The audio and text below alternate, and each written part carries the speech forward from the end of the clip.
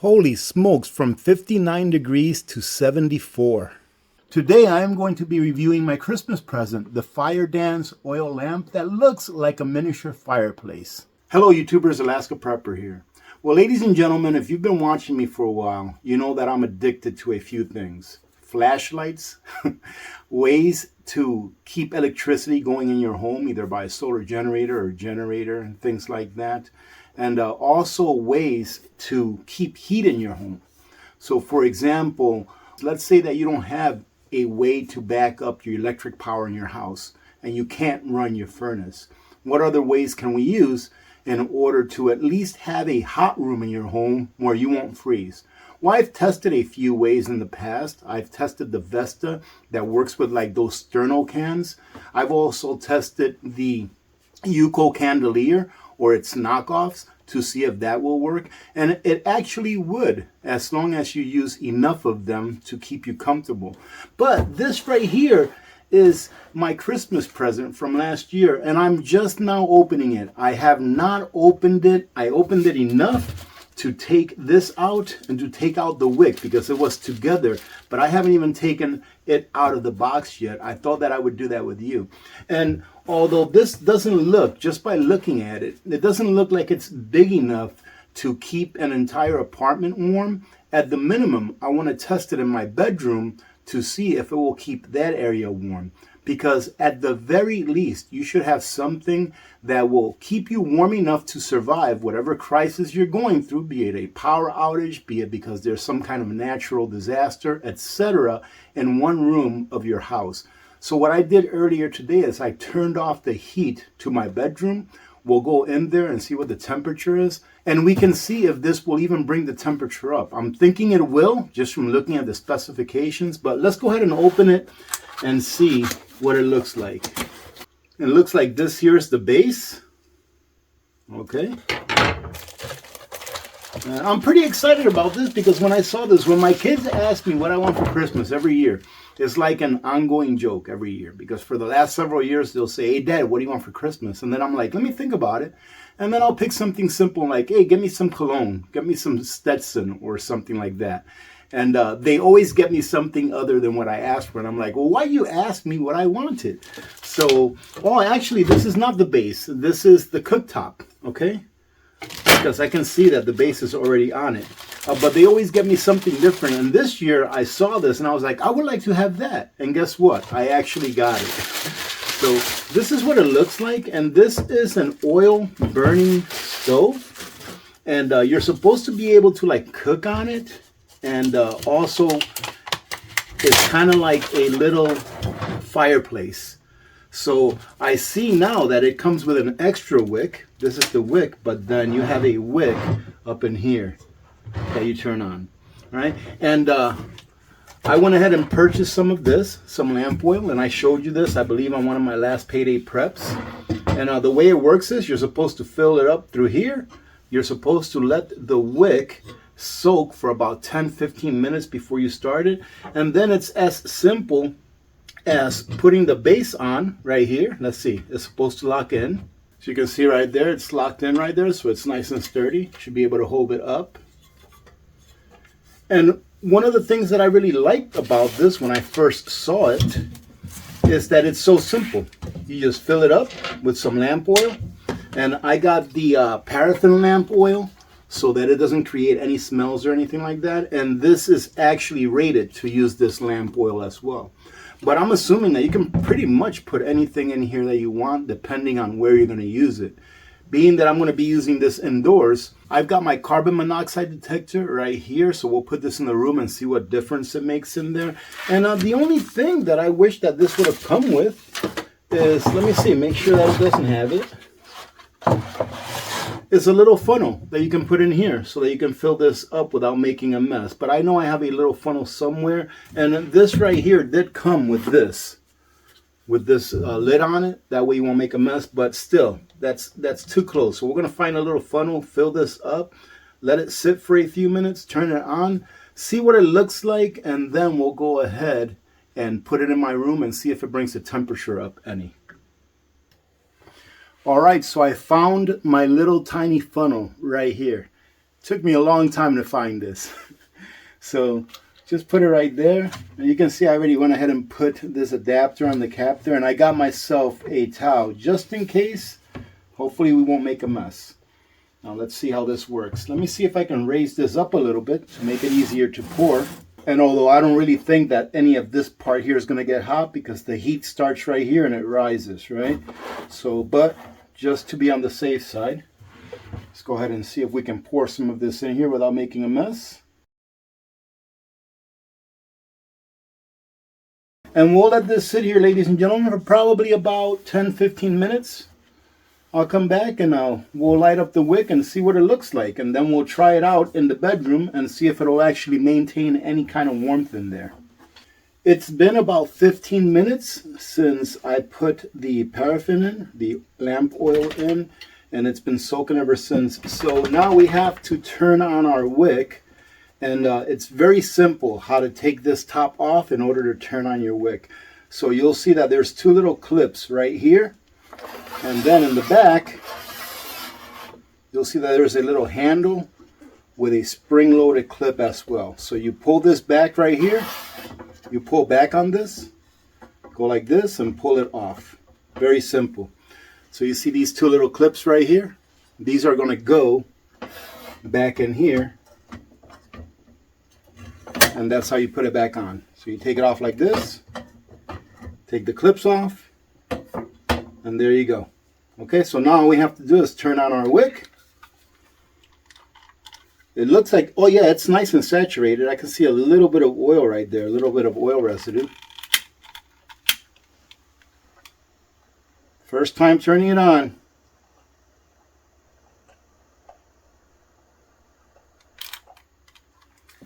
Can bring this down some.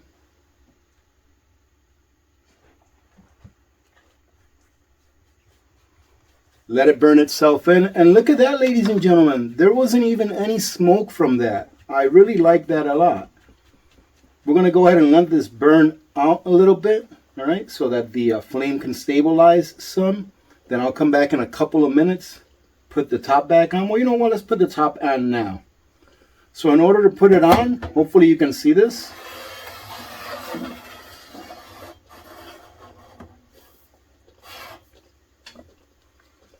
All you have to do is get our little clips in there without burning yourself, of course. And then just snap it right on. Simple as that. And look at that. Isn't that cool? I really like the way that looks. I always keep a fire extinguisher or two dispersed throughout my apartment, and I don't put them right next to the spot that I may have to put out flames. Because if, let's say, for example, I put a fire extinguisher right next to this in my bedroom where I meant to have it, then if something happened where this caught something on fire, then how am I going to get to the fire extinguisher? So I keep it in my kitchen, away from my range, and my bedroom is right next to there, so it's easy to get to. But just make sure that you do your own research and follow whatever rules you need to follow for where you live, all right? I'm just showing you my Christmas gift.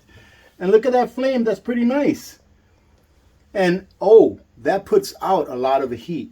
Let's see if we can bring that flame up just a little bit.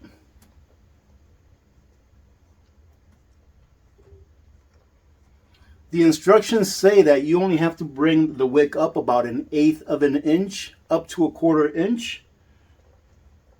Right there, that looks like that's about 1/8 of an inch, and it looks like a pretty nice fire. So I'm only going to let this burn for about 5 minutes before I transfer it over to my bedroom, and then I'll show you what the temperature is in there and all, and see if this makes any difference. Because I can tell you what, I can't keep my hand above there, not for more than a second or two. That's really hot. And this here is my bedroom, and you can see that I put my metal seat in the middle of the bedroom, and this is my clock. You can see it's 9:59, and it's 57 degrees in here right now. It's about 9 degrees or 8 degrees below zero outside. So let me go ahead and grab the little fireplace and see what it does. And there it is, ladies and gentlemen. That's pretty much the middle of my bedroom right there. And you can see that it's just a minute after, or 2 minutes after. It's 10:01, but we'll call it 10 o'clock.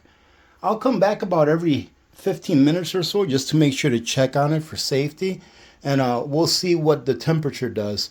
Right now it's at 57 degrees, and I'm going to close the door to this bedroom to make sure that any heat from the outside here, from these other rooms, doesn't sneak in. So it's been about 25, 26 minutes, and it's still going really nice. I don't see any safety issues with this as long as you're responsible. And I noticed that the temperature, although it does feel warmer in here than it did before, the temperature is still sitting at like 57. So what I think is happening is, even though it feels a little bit warmer, this is at the same level as this clock. So the heat is rising farther up than what the clock is. So what I did is I went ahead and brought this one from outside. Let's see. Will this turn on?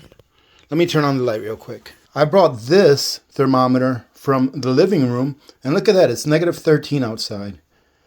And put it in here maybe about a minute ago or so. So we're going to go ahead and come back here in about another half hour or so.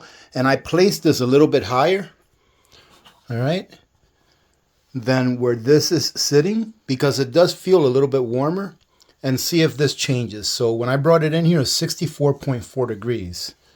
So this should be going down a little bit depending on how well that's working, because it does feel a little bit warmer up here. But something that's nice is I've had this CO2 or carbon monoxide detector in here the entire time. I forgot to show it to you earlier. And look, it's in the green. And this thing's been going for almost a half an hour now, and it's still in the green. So that's a good thing. So it's been what? Probably, I don't even know how long it's been since I've been in here last. It's 11:18. And look at that. 59 degrees. So we started at 57, 59.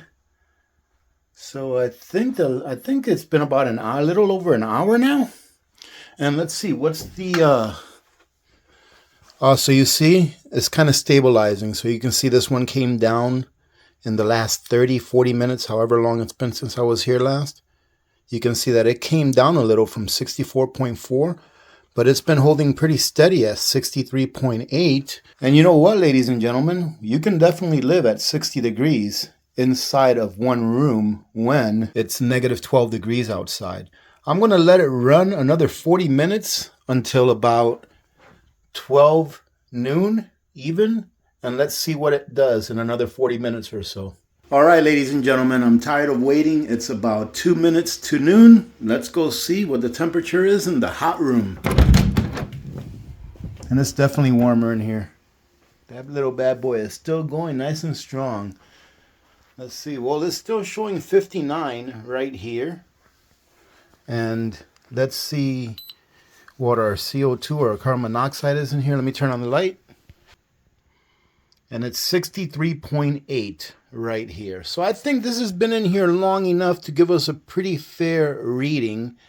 So let's say we can divide it between 64, let's say, and 59. So we can say it's an easy around 61.5, 62 degrees in here. But you know what? Let me go get my heat gun. You know that gun that measures the heat in the walls and stuff that I've used before? Let's see what the walls are reading. So let's see. I remember the last time we did this in here that we couldn't see it because of the light. Let's see. Okay. Oh, look, 64. The wall is. So it looks like this temperature right here is pretty close. Let's see what the temperature is here. 64.